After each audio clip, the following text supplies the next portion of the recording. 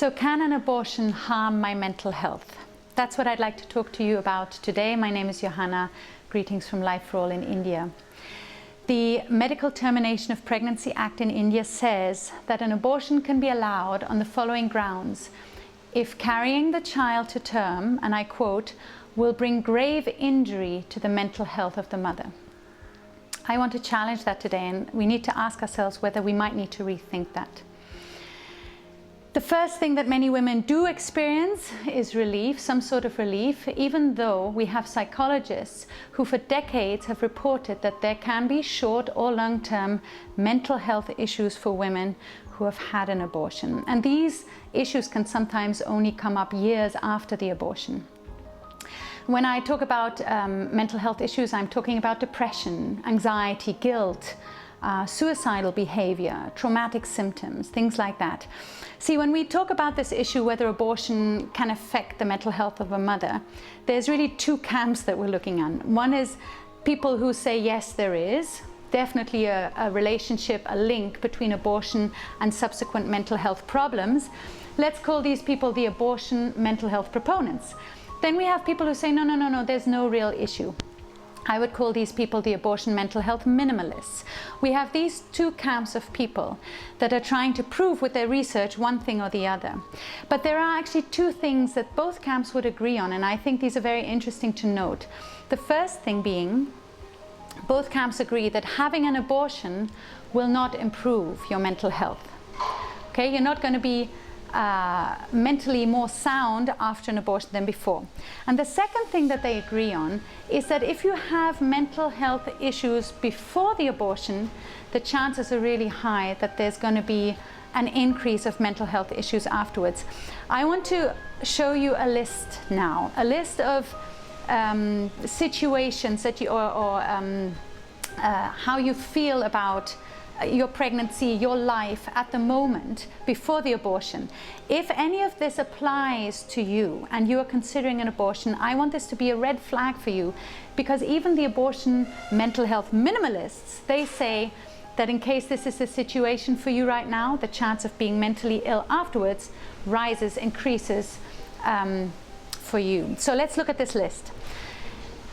If your pregnancy is wanted or meaningful to you, if you are facing pressure from others to abort, if there is opposition to abortion by partners, family or friends, if you are unsure and double-minded about the abortion decision, if there is a lack of social support from others, if you have certain personality traits such as low self-esteem, a pessimistic outlook, you feel you have no control over life, if you have a history of mental health problems, if you have feelings of shame, if you feel the need for secrecy, if you have feelings of commitment to the pregnancy, if you're not sure that you will have the ability to cope with the abortion, if you have had a previous abortion, or if you have had a previous abortion late in pregnancy. If any of these things apply to you, if you say, yeah, that's me, oh, and that's me as well, then please think before you go for an abortion, because the chances of your mental health deteriorating after the abortion are relevant. And again, experts also agree that if you have one abortion, there's a certain chance of having side effects. If you have another abortion, those chances rise. I'd like to introduce you just briefly to a doctor who I think is very, very interesting. His name was Dr. David Ferguson. He was an English chap, and he emigrated to New Zealand. By profession, he was a psychologist. He was working as a professor of psychologic medicine at a university in New Zealand. If he were to describe himself, he would say, I'm a pro-choice atheist. That's how he described himself. And he did a lot of research, and then at a certain time he wanted to dive into research regarding abortion and related mental health, because he wanted to prove that there is no connection, there is no link. What he wanted to show is that women who are post-abortive and who have mental illnesses, they have these illnesses because they had the problem before the pregnancy. But what he found out after his research, and he did a lot of research, he did a 30-year longitudinal study as well, so he's an expert in the field. And what he found out was quite shocking to him. He found out that abortion in and of itself is an independent risk factor for the onset of mental health issues. What does that mean? It means You can be totally fine before the abortion. You've never had any mental health issues, but afterwards you can have some. In his own words, he said, abortion is a traumatic life event. It includes loss, it includes grief, it includes difficulties. That's what this pro-choice atheist found out in his research. Talking about difficulties, it was really difficult for him to publish his research. He had a lot of other research related to other topics, and that immediately got published. But this, people didn't like his findings.